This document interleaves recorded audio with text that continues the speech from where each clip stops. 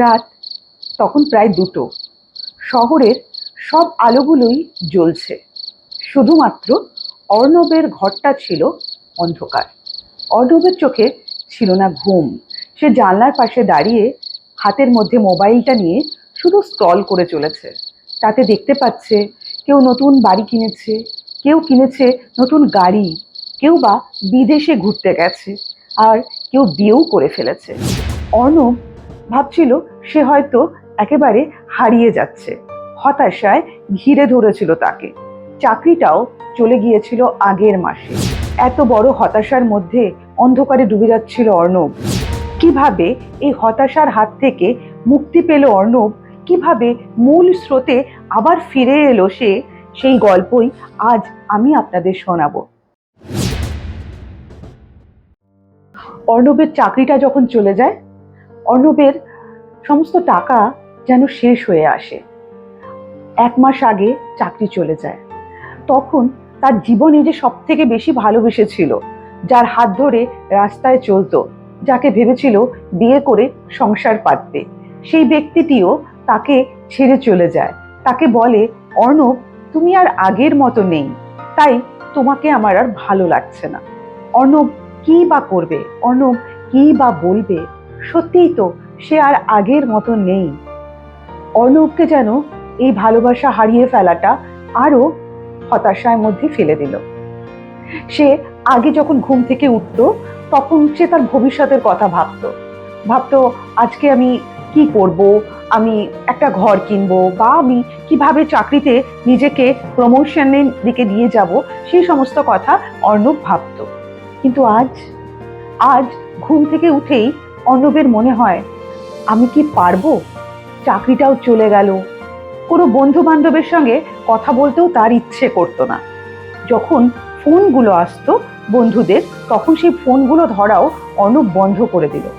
সে শুধু মনে মনে ভাবতো, আমি এতটাই ব্যর্থ, আমি এতটাই অপদার্থ, আমার কিছু করার নেই।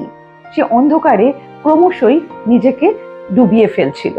একদিন অর্ণব এক চায়ের দোকানে বসে চা নিয়ে চুপ করে অন্যদিকে তাকিয়ে কিছু যেন ভাবছিল, অনেকক্ষণ ধরে ভাবছিল। আর সেই চায়ের দোকানের কাকু তাকে বলল, অর্ণব, চাটা তো ঠান্ডা হয়ে গেল। অর্ণব বলল, চা তো আবার গরম করে দেওয়া যায় কাকু, কিন্তু জীবন, জীবন ঠান্ডা হয়ে গেলে, জীবন শেষ হয়ে গেলে সেটা কি আর গরম করা যায়? কাকু বলল, যায়। জীবনও নতুন করে শুরু করা যায়, জীবনও আবার গরম করা যায়। অর্ণব হাসছিল আর বলছিল, কাকু, আমার জীবনে বাকি কিছু নেই। চাকরি চলে গেছে, বান্ধবী চলে গেছে, আমার জীবনে আর কিচ্ছু বাকি নেই। এটাও কি নতুন করে শুরু করা যায়? কাকু বলল, অবশ্যই যায়, তবে আগের মতন নয়, আগের থেকে অনেক বেশি ভালোভাবে করা যায়। অর্ণব অবাক হলো। সে শুনতে লাগলো। কাকু বলল, অর্ণব, কখনো সূর্য দেখেছিস? তখন অর্ণব বলল, হ্যাঁ, দেখেছি। রাত্রে কি তুই তাকে দেখতে পাস? অর্ণব বলল, না। ওই তাহলে কি সূর্যের অস্তিত্ব চলে যায়? যায় না তো।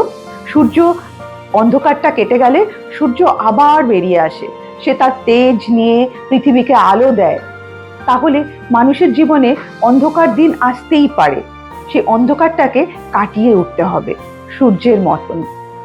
কাকু তাকে বলল, তোর জীবনেও সূর্য আছে, তুই তাকে দেখতে পাচ্ছিস না।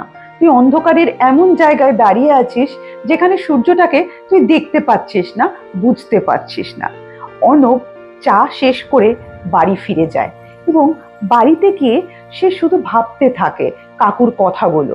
ফোনটা হাতে নেয়, নিয়ে একটা বন্ধুকে ফোন করে ফেলে। বন্ধুটিকে ফোন করে শুধু বলে, আমি ভালো নেই, আমার সাথে কথা বলবি? যে অর্ণব নিজেকে গুটিয়ে রেখেছিল, ফোন ধরছিল না, আজ সাহস করে একটি বন্ধুর কাছে সে তার মনের কথা বলল।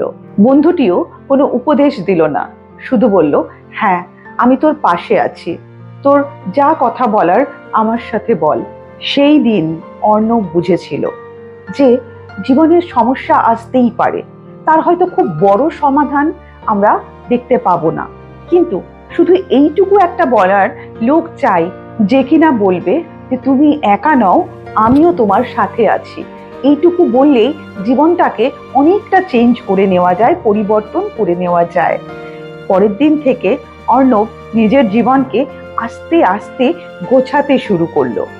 প্রথম দিন সকাল সকাল বিছানা ছেড়ে 15 মিনিট হেঁটেছিল।